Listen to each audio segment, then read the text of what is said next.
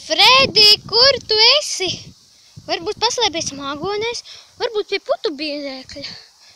Es zinu, kur viņam patiks, pie zirņiem. Frēdī, kur tu biji paslēpies? Ak, Paula, es sajūtu tik gardu smaržu. Kas tie ir? Šie te? Jā, kas tie ir? Tie ir zirņi, mazais draudziņi. Un kas ir šie?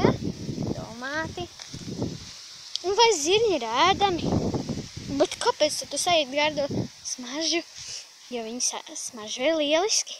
Un kā tu zināji, ka tie tieši ir viņi? Smaržoja un gāja to virzienu, kur smaržoja šie brīnišķīgie dārzeņi. Tie nav dārzeņi, tie ir pāksti augi. Paldies, Paula, ka pamācīji. Bet, nu, man tie jānogaršo. Atā!